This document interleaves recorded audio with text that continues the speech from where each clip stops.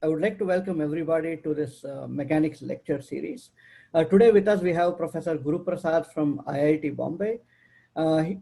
Just to give an intro about him, he's been a faculty member at the institute for a few years now, and before that he got his PhD from Texas A&M University, and he did his bachelor's in Bangalore and master's at aerospace engineering at IISc Bangalore. And then he was also in École des Mines de Paris for his postdoc, after which now he's associate professor in the aerospace engineering department at IIT Bombay. Today he would be talking to us about, I don't want to explain it, but that's what he would be doing, but he would be talking about micromechanics of heterogeneous materials for aerospace applications. I think this is a very interesting talk. I'm kind of very much looking forward to it. Thank you very much, Guru, for accepting the invitation to join us today and address the audience. I think we have quite a good, enthusiastic set of people joining us here, and I think everybody is looking forward to it. If you have any questions, please feel free to put it in the chat window, and I would kind of bring it up with Guru at the end of the lecture. Thank you very much, everybody, for joining. I think Professor Haru Sampath also has joined us. And also thanks to every other member from NMCAD lab and from other places as well who have joined us. And it's very nice to have you. And I hope you have a lot of questions for Guru as well. And the floor is yours, Guru. Thank you very much. Looking forward to your lecture. Thank you, Ajay. It's a real pleasure to deliver this talk as part of the Mechanics Forum. I believe it's a wonderful initiative that you have taken up along with faculty members in the advisory board. And I would also especially like to thank Professor Harut Sampath for providing all the support that's needed to ensure that this forum thrives. So today, my talk is on micromechanics of heterogeneous materials for aerospace applications. And as some of you may notice, the title of the talk have slightly modified.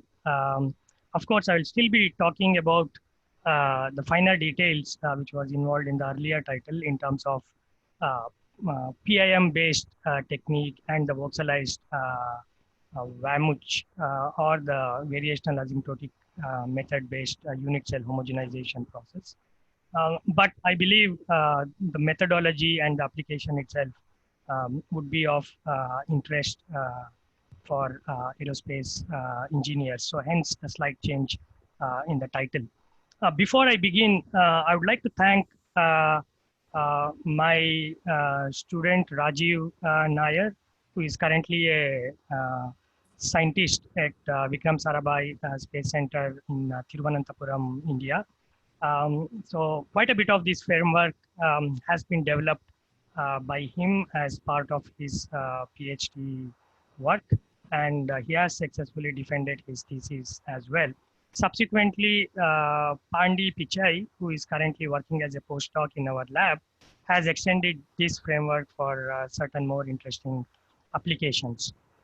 In particular, I would also once again thank Professor Harut Sampath because he's the primary inspiration to me to be in this particular area. He has been my teacher. I learned this topic from him, and I believe I owe a lot to him for whatever little I am doing in this field of variational asymptotic method. And I also consider him to be a mentor to me, not just in the scientific aspects of my work, but beyond that as well. So with this introduction, I would like to begin with our primary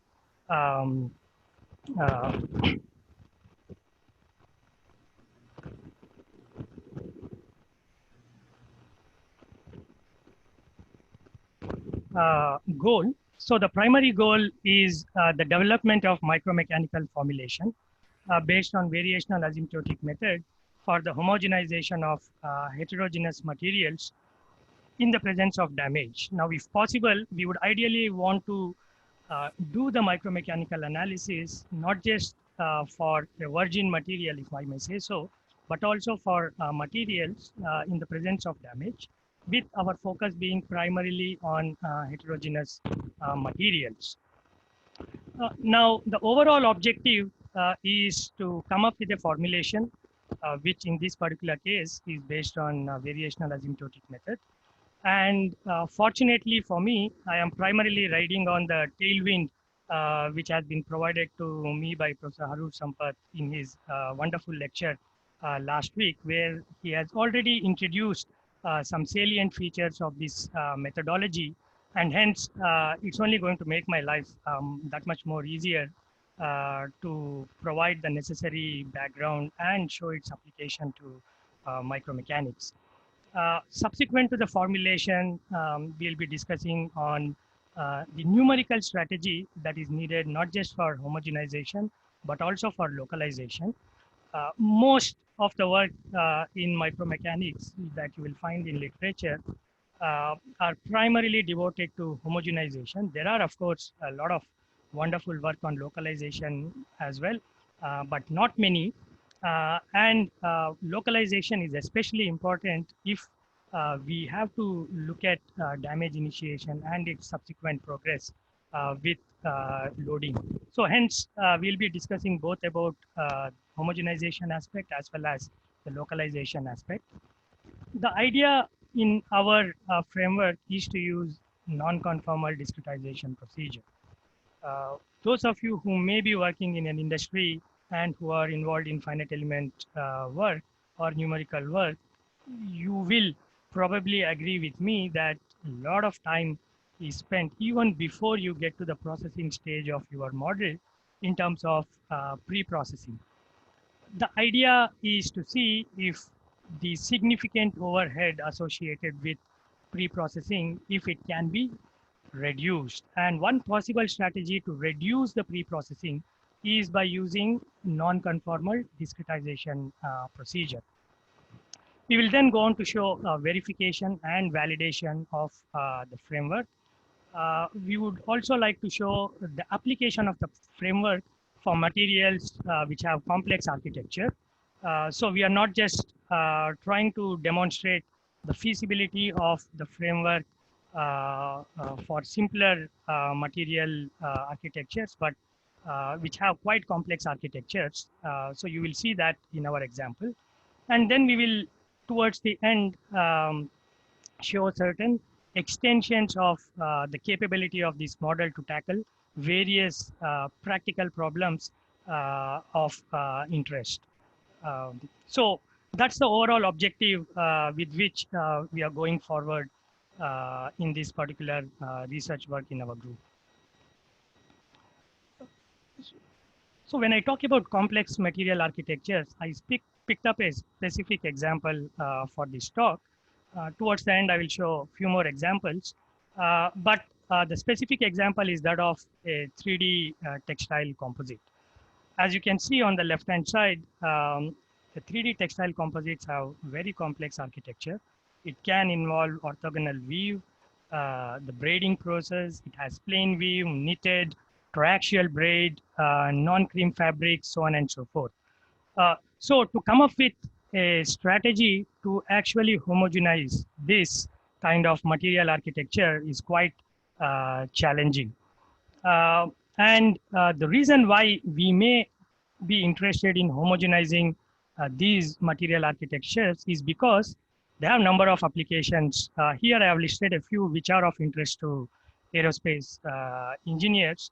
And to be in a position to analyze and design these substructures, if I may call them, which could be a nozzle or the nose cap of a re-entry vehicle, so on and so forth, then using a modeling strategy which involves modeling every finer detail of the microstructure may not be very feasible in the design process.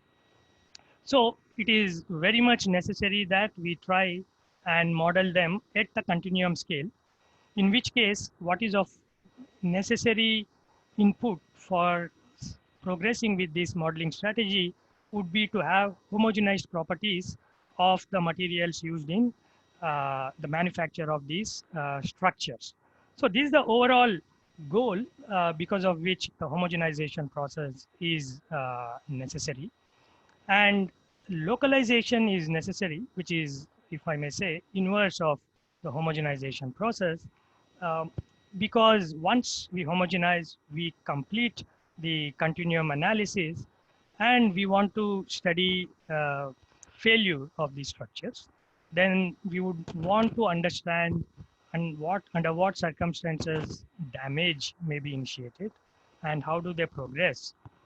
So that may involve localization. In fact, homogenization and localization, if we were to do an analysis for the entire life cycle of a structure, then they would have to be done back to back in a cyclic manner, so that we are able to simulate the entire structural deformation, including um, damage initiation and progression eventually.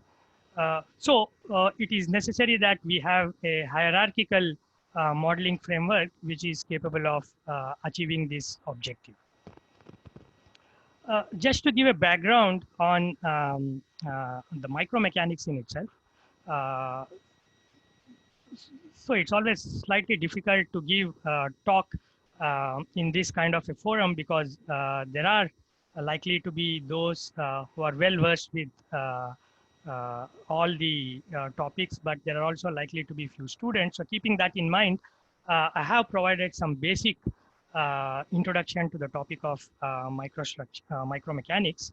So starting with the definition, it's primarily the study of heterogeneous composite material behavior based on the behavior of its constituent phases.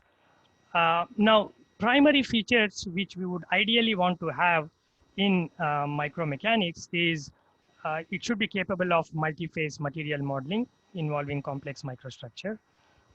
Ideally, it could be for elastic or inelastic constitutive behavior of the material, including the individual constituent phases. If possible, if we can get a closed form constitutive relation for the entire micromechanics model, then that's most advantageous. Now, the role of micromechanics itself, as I mentioned earlier, you can see that at the top end of the pyramid in the figure, you will see a structure. And probably if we go deeper into the structure, it can be looked at as a laminate, for example. We can look at and analyze it at the level of plies. And more finely, we can look at it in terms of its constituent phases in itself. Now, a hierarchical strategy may involve having to move all the way from the constituent phases to the level of structures and back again. So the idea is to see if it is possible to have such a strategy. And in this talk, I would like to demonstrate such a strategy involving a single framework and not having to use multiple frameworks. What would be good to have an understanding of the idea of an RVE and RUC. On the left-hand side of the figure here, you will notice what I call as an RVE, in which the microstructure may involve constituent phases which are completely randomly distributed. So in which case, we'll have to take a small region which we believe is representative of the overall distribution of the phases within the matrix of a material. And we call such a small region of interest as our representative volume element. On the other hand, it's possible for us to have materials where the constituent phases are periodically distributed along few directions or along all the three directions. Now we call a small element which is of interest to us of such a material as the representative unit cell. Now, the important thing that we need to consider is that the length scale associated with either the RVE or the RUC, which is at the level of the microscope, should be extremely small compared to the scale of the macro material used as part of the structure. What's also important for us is to define certain average quantities. As an example, I have given here the definition of average quantities involving the stress components and the strain components, which involves volumetric averaging of localized fields associated with stress and strain tension. Now, like I mentioned earlier, homogenization is the replacement of the heterogeneous material that we have by a homogeneous continuum. So it essentially behaves in the same manner macroscopically as that of the heterogeneous solid. So this is the process of homogenization in itself. And like I mentioned earlier, localization is the reverse of homogenization, where the micromechanics model is used to recover the constituent behavior from the macro behavior of the structure. Now, there are a number of strategies, models, which are available and which are very popular and quite effective as well for homogenization of heterogeneous materials. So I have listed a few that I have taken from literature. The most popular one is, of course, the rule of mixture. You have the HLB based methodologies. You have Mori Tanaka method. You have generalized method of cells. And finally, what we'll be discussing in today's topic, a methodology based on variational asymptotic method. I shall not go into the details of each of these homogenization methods, except that it's important to note that not necessarily all of these methods provide the same quantitative homogenized property values. However, what all these homogenized methods do provide is a quantification of the properties of interest to us within an upper and a lower bound, which is called in the literature as the Voigt's upper bound and the Royce's lower bound. So there is a tight bound within which most of these methods provide good quantification of the properties. So what I have done here is on the left-hand side, list out the methodologies, and on the right-hand side, I have provided some of the advantages and disadvantages associated with these approaches. The primary advantage is most of these methods are quite simple and quick approaches for the calculation of effective moduli. So that's a very powerful feature of most of these methods. Now, where they begin to have certain disadvantages is when we try to get more details from these methods. For example, the Voigt and Royce's method, which provides the upper and the lower bound, it does not provide good quantification of the microstress and the strain fields. The Hashin and Strickman bounds and the Mori Tanaka method are limited to certain kind of constituent phases. So they work only in certain cases. A direct application of finite elements and the generalized method of cells is, of course, an option as well. But then it requires having to run simulations, multiple simulations, in fact, depending on the number of directions along which we require our properties. And since we are talking about really complex heterogeneous materials with complex architectures, which are primarily anisotropic in nature, running large number of simulations to determine properties is not very feasible. So hence they become computationally inefficient. So this provides a strong motivation to look for an alternative strategy. And the alternative strategy that we are targeting here is based on the variational asymptotic method. uh, it doesn't mean to say that there are no disadvantages in the methodology involving variational asymptotic method, but it does overcome a lot of disadvantages which are currently prevalent in other models. So a few attractive features is that primarily it doesn't require any a priori assumption. It's possible for us to consider interaction between phases with arbitrary geometry. There are no restrictions as such in terms of the number of phases or the material property of the phases in itself. They can quite accurately recover microstress and strain field, or for that matter, other fields like temperature if they are of interest to us, depending on the property and the problem that we are interested in. It's also an ideal candidate for the study of various mechanisms like damage, initiation, and propagation. So we will see an application of that and how this methodology very easily lends itself into tackling these challenging problems. Another very interesting feature is that there is no necessary need to apply loading in multiple directions to obtain anisotropic properties that are of interest to us. So which means in a single simulation, it's possible for us to generate the entire anisotropic set of properties without having to run multiple simulations. So that's a huge computational advantage over other methodologies.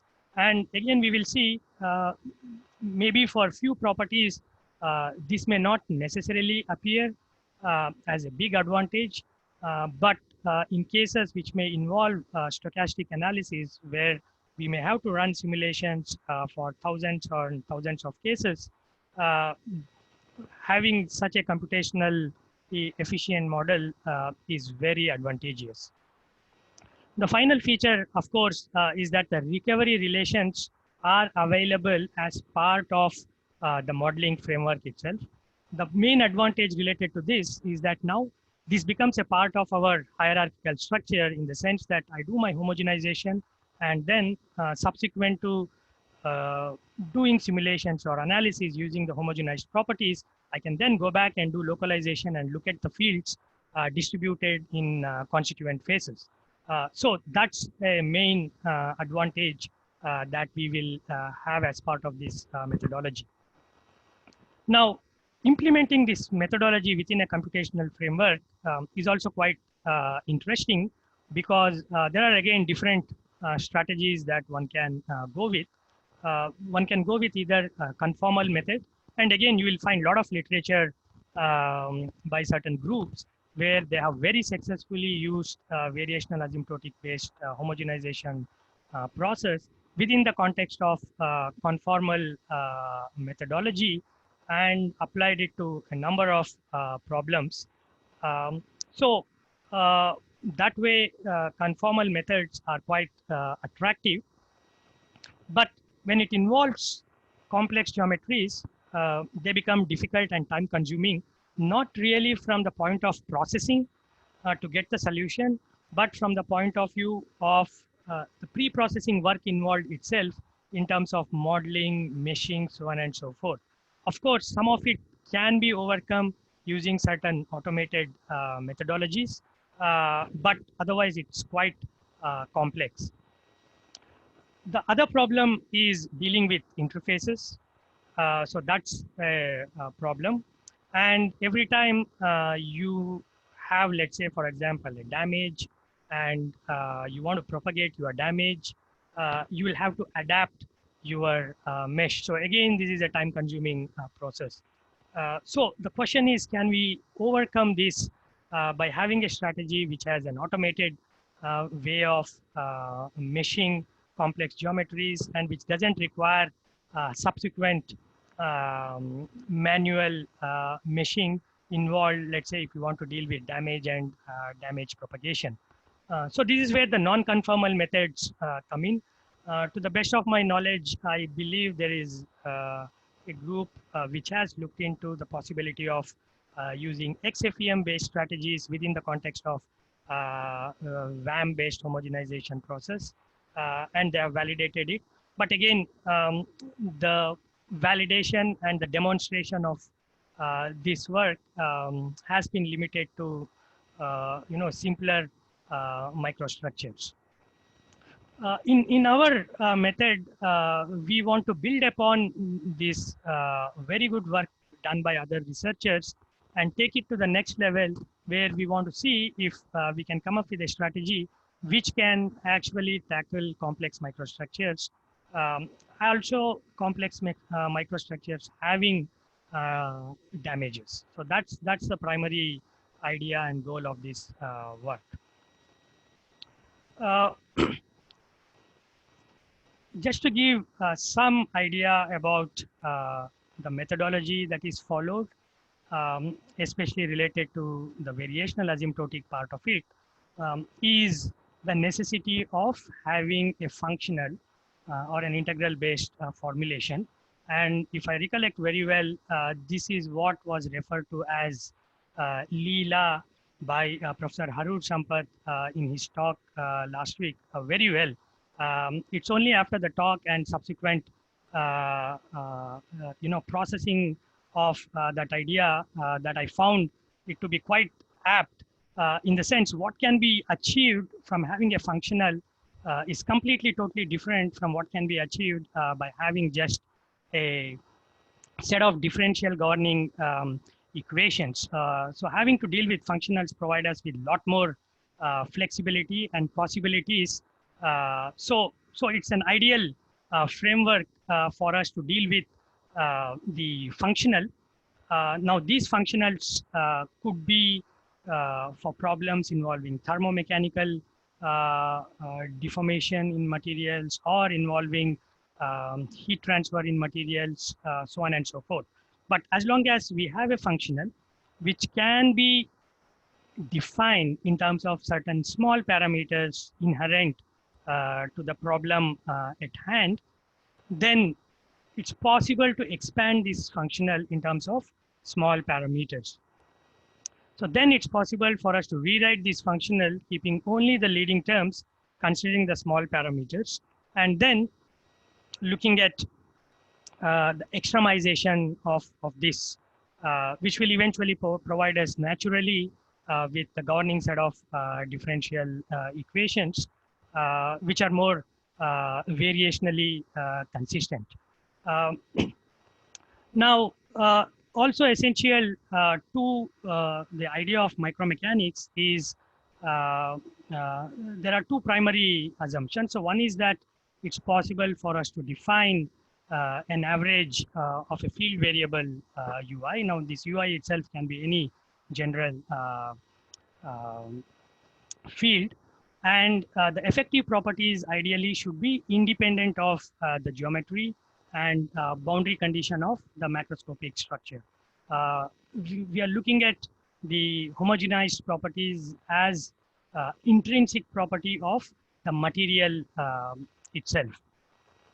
Now, again, within the context of this particular talk, our analysis is valid as long as we have a small parameter where the ratio between the unit cell and the characteristic wavelength of the deformation is very small.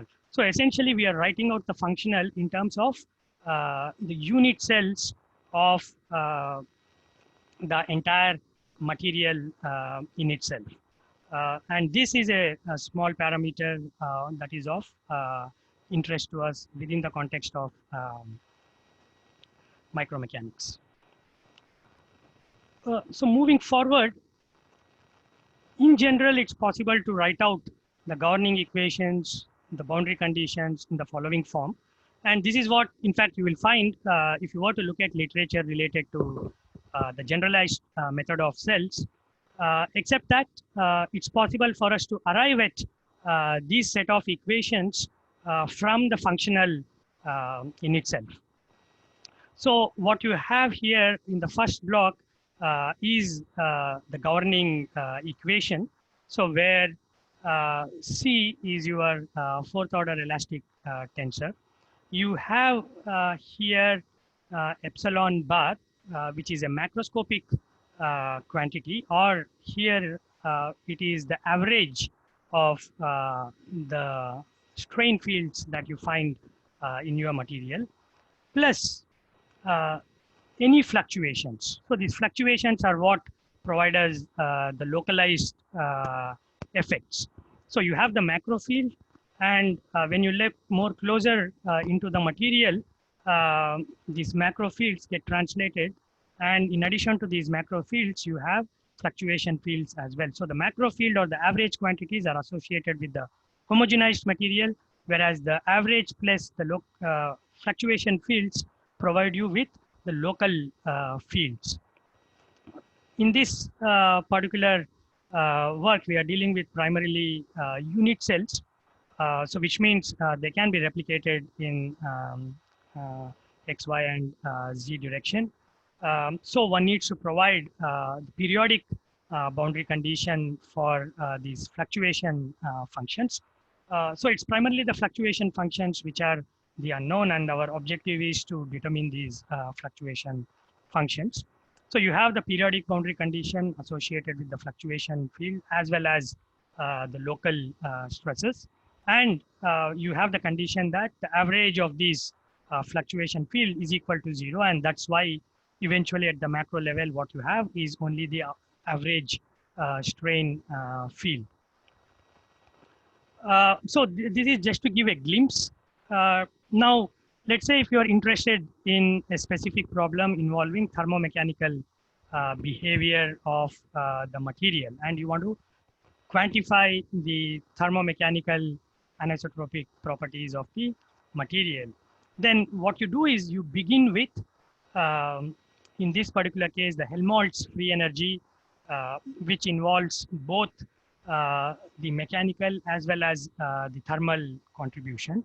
So one way to imagine this Helmholtz free energy is to look at it as the capability of the material to do work under isothermal condition.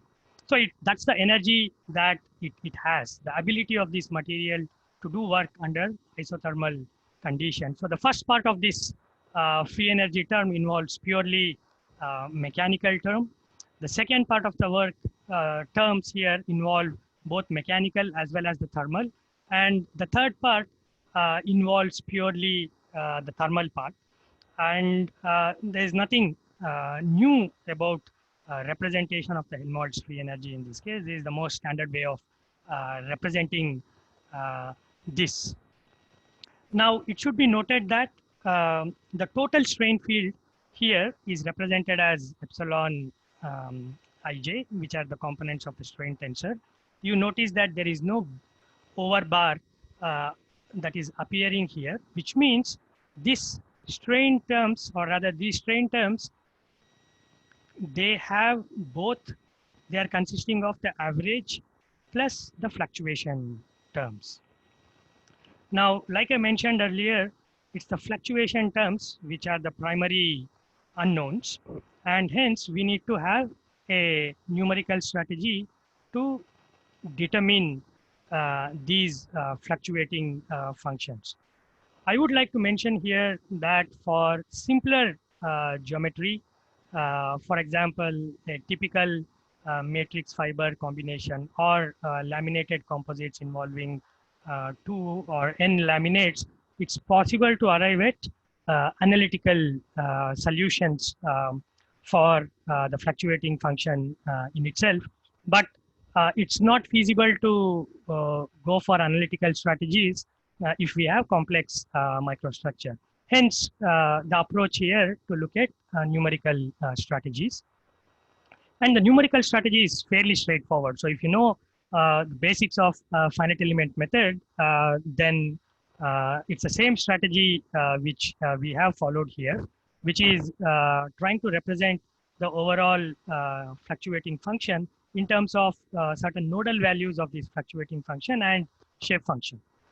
The only difference is that now we split the shape function in itself into two parts. So one where we are applying completely regular finite element procedure, and where we are applying a point interpolation method.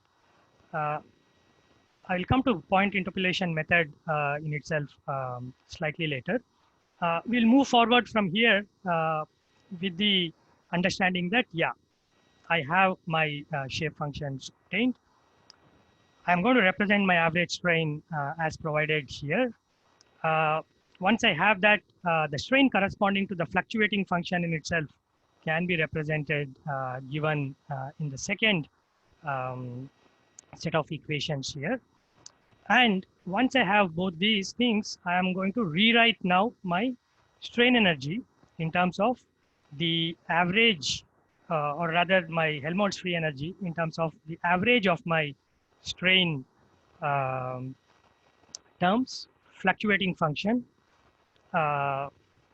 So once I rewrite this, and then I rewrite them in terms of the shape functions and the nodal values associated with the fluctuating functions, I can rewrite that entire expression for the free energy given in the first equation that is provided here.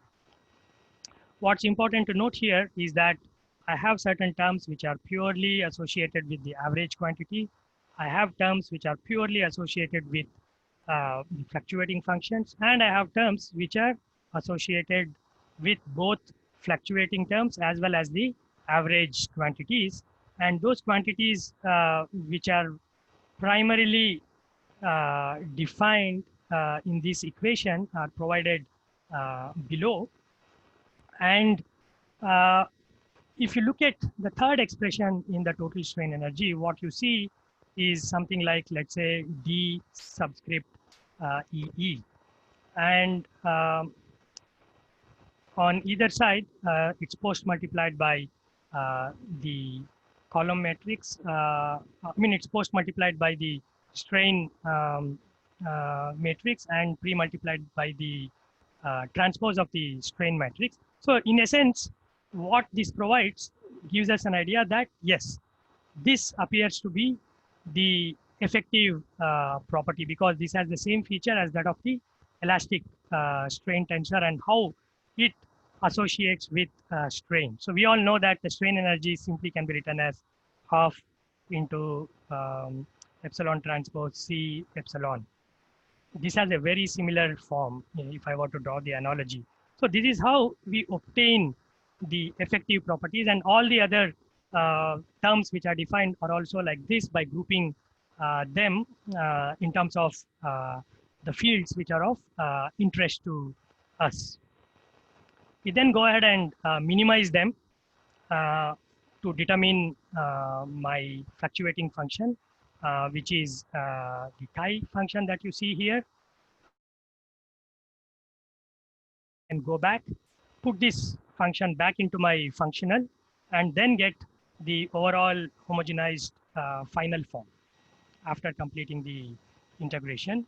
And for the problem that we were considering here, the effective homogenized stiffness can be given by D bar, which is provided here. So as you can see, it has a contribution purely from the mechanical part plus, the average part plus some contribution coming from the fluctuating part as well, associated with my theta. So it's coupled primarily. And in terms of the effective thermal, what we have here is beta bar. Once we know beta bar, we can use that to go back and get. Effect we have is we have the homogenized effective properties as well as in a direct result coming from this methodology for localization as well. So the localization in itself can be obtained using the relations which are here. So you can see, for example, for stress, it's pretty much like the constitutive relation associated with the stress. And for strain, you have the average strain plus the localized strain that you have now obtained. So this gives us a nice framework of homogenization and localization. Similarly, we can go ahead and try to get the thermal properties. So this is the energy functional associated with the thermal equation. We follow the same methodology. So for now, with the interest of time, I will skip this. We can discuss this later for those who may be interested. We just follow exactly the same procedure, except that now we are involving thermal gradient. So our unknown is the thermal gradient. And of course, this is a scalar field. So it's relatively much more simpler to deal with. And the fluctuating functions associated with the thermal gradients are the unknowns that we have to determine. So same way we get the homogenized conductivity properties, and then there is a localization procedure through which we can get the heat flux distribution within the material in itself. So this localization is represented in these two expressions. We look at problems now in terms of the application of this in itself. The idea here is that we are not directly using the regular strategy, rather we are using a non-conformal meshing strategy involving Vauxhall procedure. First, I'll describe Vauxhall procedure for getting the homogenized property, but then I will also later show the limitation associated with it to get the local fields, and that's why we had to go for the point interpolation method. So what we will have as an input is the curve and the voxelized domain. Then we'll have to get the volume fraction, so which gets calculated naturally once you do this procedure, and the voxelized data associated with each of these blocks. So we apply this strategy for this geometry of the unit cell involving a textile composite. So all the geometrical properties and the material properties are given. We go ahead and then try to get the homogenized properties. So on the first row, what you see are the test predictions, test observations, predictions from another literature, and predictions from the current methodology. And we notice that the predictions for the homogenized properties are fairly accurate with respect to the test results. We try and do the localization. Okay, so we have looked at localization of the matrix and the fiber here. There are, of course, two possibilities, attached and unattached. Again, the properties are provided here. We have taken these things from literature so that we can compare our localization procedure and look at the fields. So on the left-hand side of both these blocks, you will see the present localized results, and on the right-hand side, you will see the reference. What we notice is, while the procedure has been quite good in getting us the homogenized properties, there were certain differences and limitations when we were trying to get the localized results. It was not as accurate as we wanted. Now, if we are only interested in the localized behavior, then, if we are only interested in the homogenized behavior, then this is not of really much importance. But if we are interested in eventually modeling it for damage, then getting the accurate localized fields is very important. And hence, the extension of our work to the PIM methodology, which involves level set. Now, level set method is primarily something which has been used to track the movement of fronts or interfaces, if we may call. And it's essentially evaluated at the nodes of these interfaces. And then these functions can be interpolated inside the elements using the regular finite element shape functions in itself. And these functions, when it is equal to 0, it actually defines our interface. So anything which is above 1, so just to be more specific, let me go to this slide where this level set function in itself has been defined in the domain that you can see on the left and on the right hand side. You have the interface, you have the face some kind of an inclusion in between, and the matrix. They have all been discretized using the same FEM, except that now we have used a level set function to define the interface between these two phases. And what is, if the level set function phi is less than 0, then you are on inclusion. If it is equal to 0, you are on the interface. If it is greater than 0, then you are on the matrix. And what is used to seamlessly integrate the matrix and the inclusion is the point interpolation method, which is what we have used. And again, the development of the finite elements for this point interpolation method is absolutely the same as the regular FEM. And also primarily it is used for subsequent post-processing. So it just requires a background mesh that you are already using based on the regular discretization. And it doesn't require subsequent adaptation of the meshes at all. I'm not going to details of this. This involves, we have used TextGen, which is an open software which is available, from which you can generate complex textile geometry. We have taken that, we have used that, and then defined our level sets for really complex geometry. So the first example I would like to give is that of the knit composite. So you can see the complex geometry it has. The properties are provided here.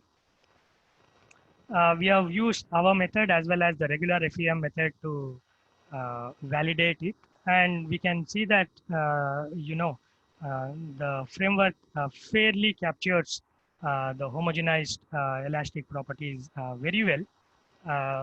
And there is some difference in terms of the CPU time taken also for computation, though this may not appear large for running few simulations, but this can become quite large when you have to run really large number of simulations. Another complex geometry is an orthogonal 3D woven composite. So you can see you have the Z binder, the weft direction, the warp direction, all defined here. The cross section of the fiber toe is also complex. It's not a simple circle. The geometrical parameters used in the simulation are provided below in the table. Again, we try and validate this with FEM, and the results are quite good. Again, you can see there's minor difference in the CPU time, but what is not accounted for here is the amount of time sometimes it takes to mesh using your FEM methodology. Finally, another complex structure, which is a 4-step braided composite. You have the draw direction and all the other features associated with the braided composite are provided here. The way level sets are defined is provided on the left and bottom side, and the general FEM mesh is shown on the right hand side bottom. We see quite good results here as well between the PAM based voxel method and the FEM strategy. So that gives us quite good confidence. We have done it for the case where we have viscoelastic properties. There are a number of validation studies that we have done. So I'll not go into details of each and every one. So we have done it for the case involving thermal expansion. So we have taken a geometry like this, and we have tried to do the validation for thermal expansion coefficient determination. I'll show a more complex case involving thermal much later. So we have validated our model with test results, experimental test results, other two models, equivalent laminate model and the blend model, and also our regular voxel method, and not just PIM voxel. And the results are all quite good, both for elastic as well as for the thermal expansion properties. This is where we were trying to do the thermal homogenization, which is for the conductivity. again, there are experimental results available for few cases.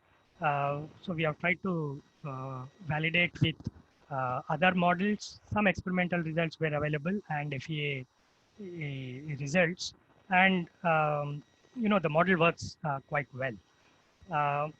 We then did some studies so that we wanted to check how accurately now our local fields are captured. So we looked at the case where we had like these kind of voids.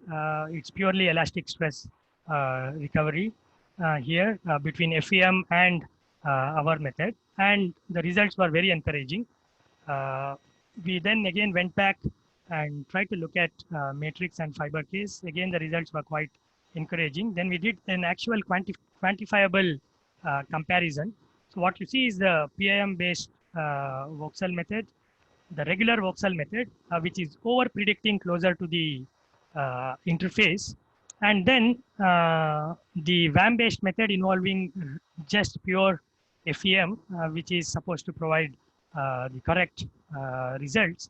And we see that the PIM based voxel method, despite having much lesser degrees of freedom, is actually able to provide us with very accurate results. So the good thing is, like I mentioned, we can use the same strategy within the context of hierarchical modeling, in the sense where we have a micro model, which is just purely matrix and fiber. We have a relatively higher level model, which if you may want, you can say as the macro model, which involves now fiber bundles and then matrix.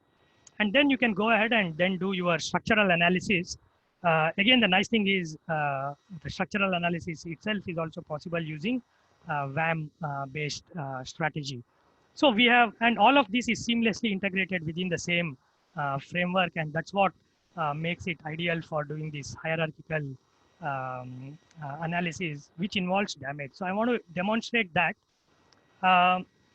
So here, you need not pay any attention to the damage model in itself that is used, because any damage model which you believe is good and which is important for your problem, you can use. We have just taken one such example from literature. Now the inputs are primarily the damage behavior of the matrix and the fiber separately.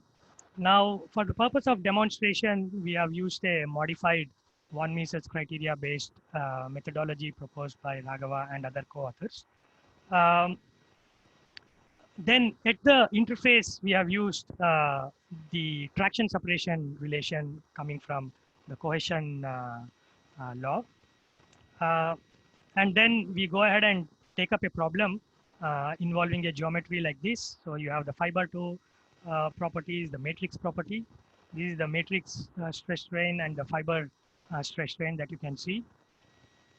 And this is finally the full simulation involving all the way up to failure, which provides the initiation of the damage, as you can see on the leftmost figure on the right side of the contour plots, and subsequently the propagation of that.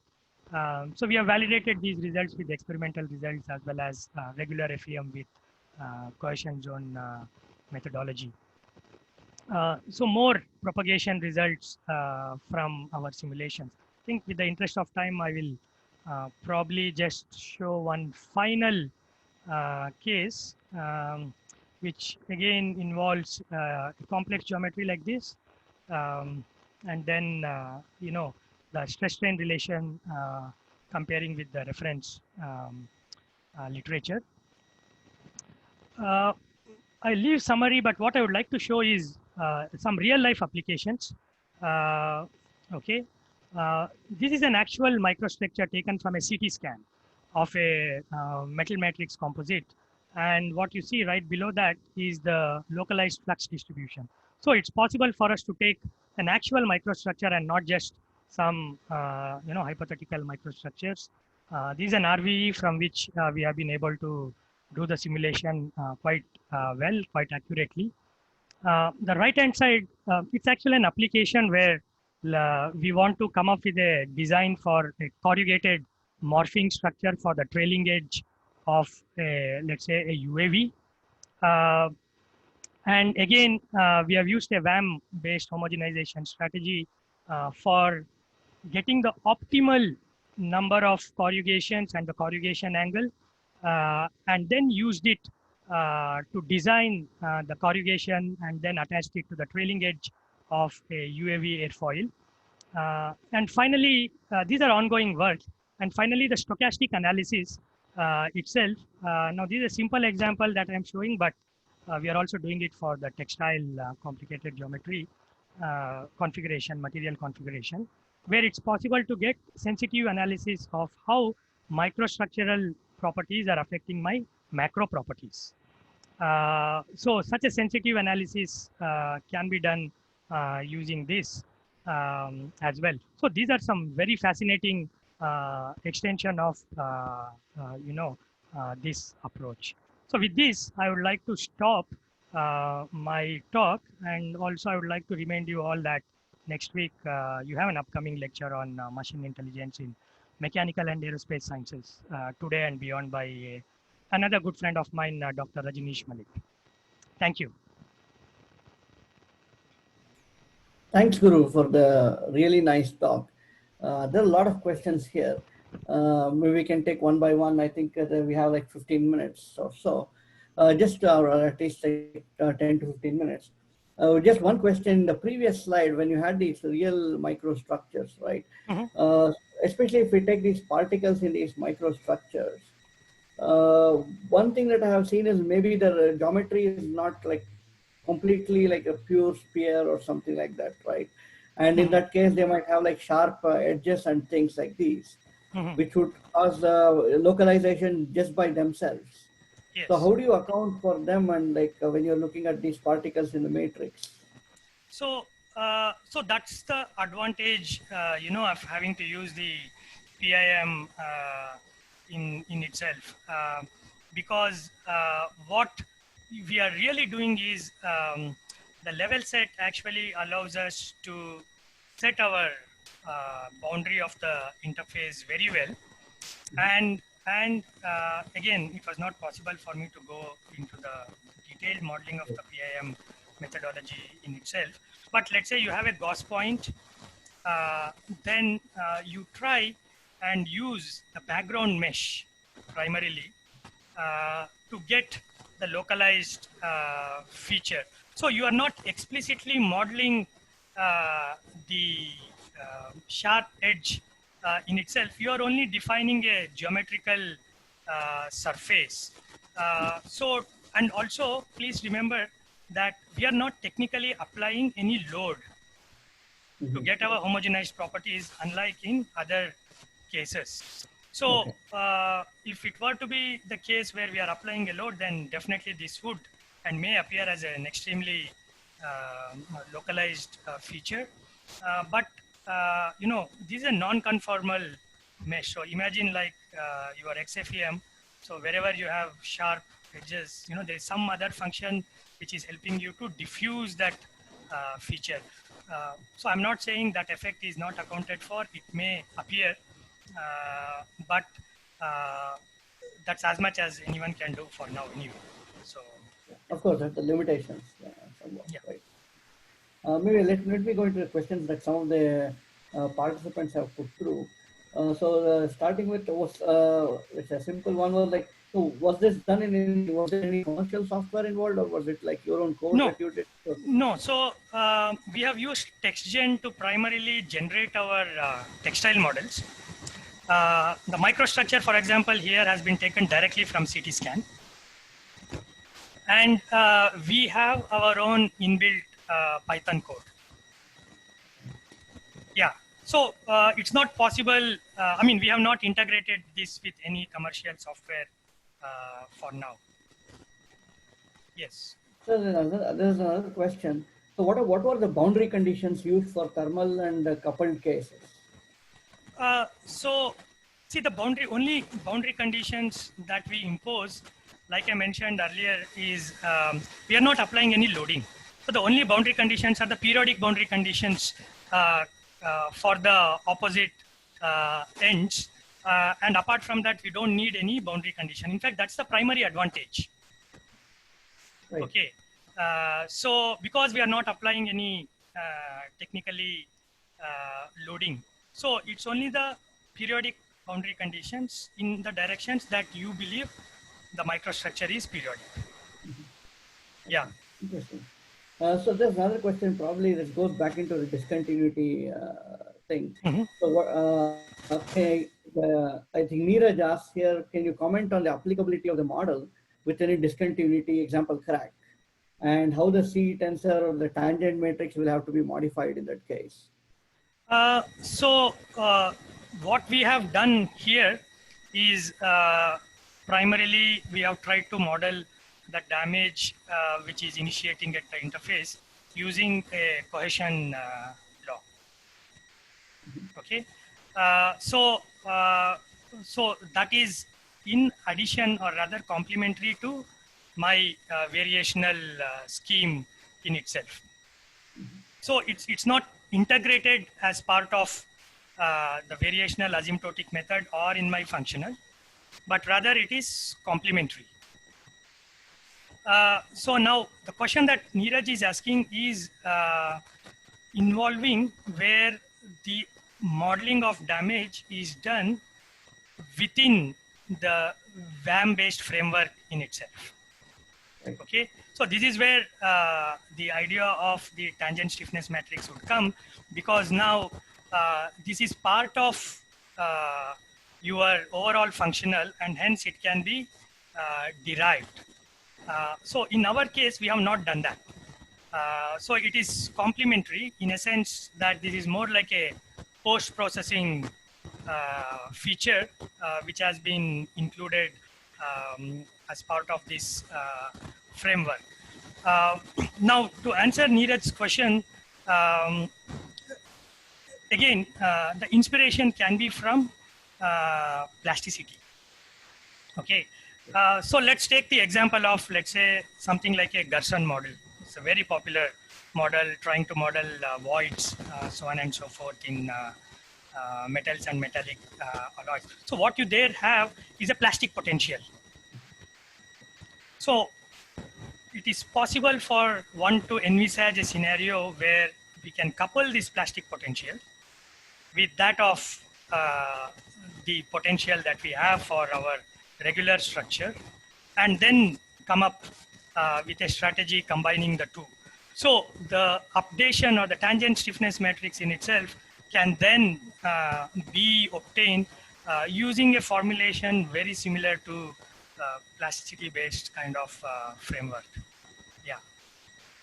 That's pretty interesting, I think. Yeah. Yes. I mean, so kind of, I think, again, going back into the material properties, I think there's a question from Ramesh.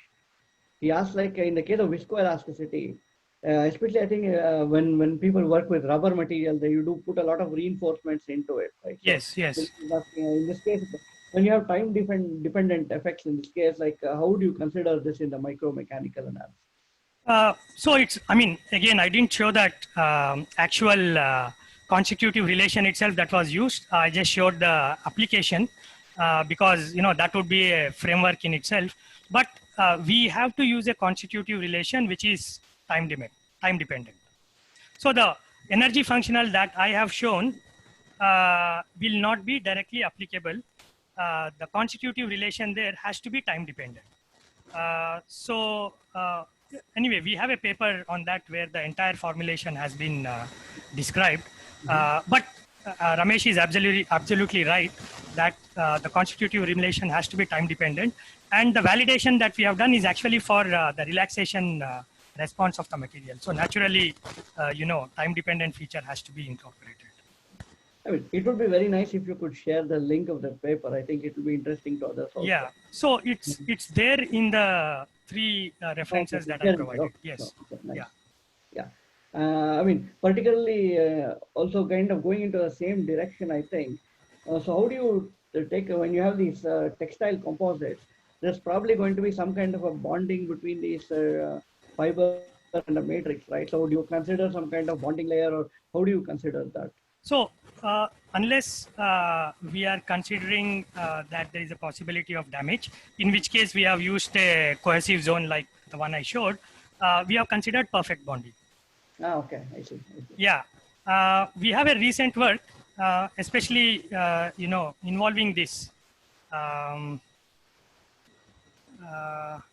so if you look at this MMC, uh, naturally in the process of making the MMC itself, there is an interface that gets naturally, it will appear Right. in the microstructure itself. So so it is possible to consider this as a three-phase material. Right. So you have a matrix, an interface, and the inclusion. So in fact, what we did was first use a simple three-phase composite, come up with a model, make sure it works well, and then we applied it to this complex microstructure. I see. Yeah, but in most cases, the interface is considered perfect. Right. Okay, between the matrix, the interface, and the inclusion. Right. I mean, I think it also makes perfect sense, right? Because if I look at these papers where they're looking at particulate-based composites, Yes. then most of the time crack is propagating around the interface, around these particles, rather than Yes. through them is what we see. Yes. And so then the kind of, if you're not looking at cracks, there's no point in, again, like thinking of like some kind of a break between the fiber and the matrix at all, I think there, right? I mean, Yes. So yeah, so that's kind of an interesting thought in there. So just to follow up on the same thing, now when you have these viscous materials, right? So you said I would be interested in reading this paper, but when we have this viscoelasticity in there, so that also means that there's some kind of a dissipation, right? So there's essentially going back to, I think this was also a question that we kind of talked about in the previous lecture with Professor Haru Sampar, where you have some kind of a loss of energy. I wouldn't call it loss of energy, but then somehow, how do you account for these things in the case of? So see, that's why the functional form is so wonderful. Why? Because the Helmholtz function, Helmholtz free energy, when you write, when you have dissipation features appearing, there is always an entropy term inbuilt into it. See, fortunately, we don't have to do anything. We just take functionals which are already defined for various class of materials and just blindly apply WAM technique. Right. Okay. I don't even, I mean, fortunately, everybody else who have come before us have done a lot of hard work in coming up with these functional. So I am not spending my time to come up with a functional. I am taking functionals and then applying the strategy and then using them for practical problems that I believe are of importance in particular to aerospace engineering. Yeah. Okay. So it's naturally accounted for in the whole process, in the development of the constitutive relation in itself. Okay. So that's part of the framework in itself. So now to be more specific, if now we have dissipation and we want to actually, and what has not been done here or shown here is look at inelasticity. Exactly. Yeah. Right. Okay. Now, just like when we deal with only mechanical systems, we are dealing with minimization of the free energy. In the case of dissipation, what you do is you have the maximization of the dissipation. Right. So there is that additional constraint that comes in. And the good thing is it's again an external process, which means it's possible to be it's possible to imagine this within the context of variational principle itself. Yeah. Quite interesting. It would be interesting to read some of these papers if they're there. Yes. Maybe one last question maybe we can take in, and there are a few other questions from the participants. Maybe in the interest of time, I think if it's okay, I can send it to you. Maybe you can give a couple of answers in there. We can add it to the material that we would upload eventually. Sure. We can take one last question. So what is the, like, for example, they're asking, like, can nanoparticles and CNTs be modeled? Or in let's say, if I have to generalize the question a little more, so what are the length scales that this model kind of fits into in a way? Are we talking in terms of hundreds of micrometers, tens of millimeters, or like hundreds of nanometers? So now to answer this question, there are a number of things. So if we are really talking about some of these nanoparticles or graphene-based fillers, so on and so forth, then a model like this necessarily has to be complemented with certain other mechanisms which are active in these materials. So let's say, you are interested in conductivity of materials which have some of these nanoparticles.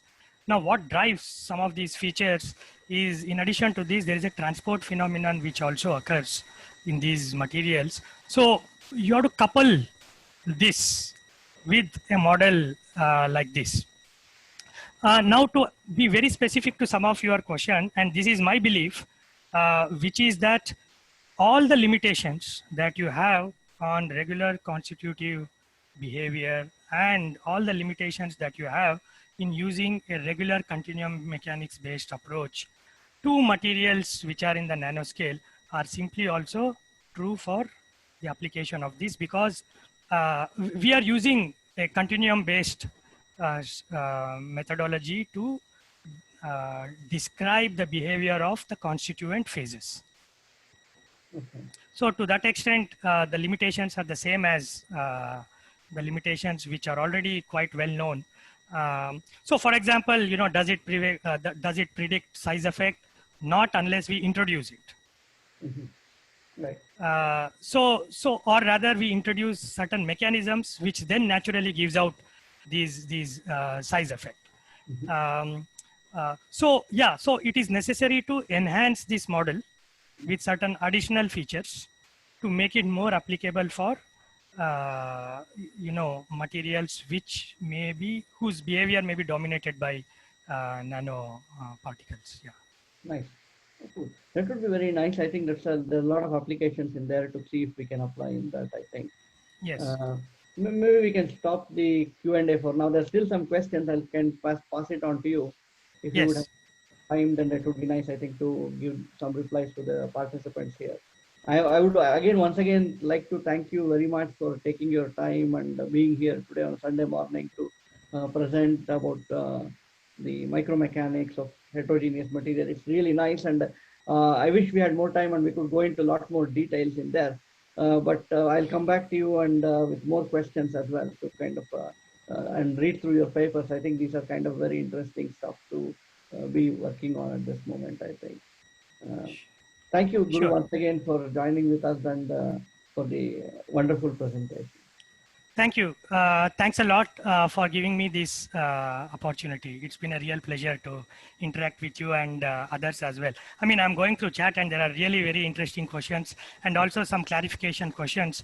If you can just, provide me some way to access these chat questions, it would be wonderful, because then I will try and see if I can answer some of those.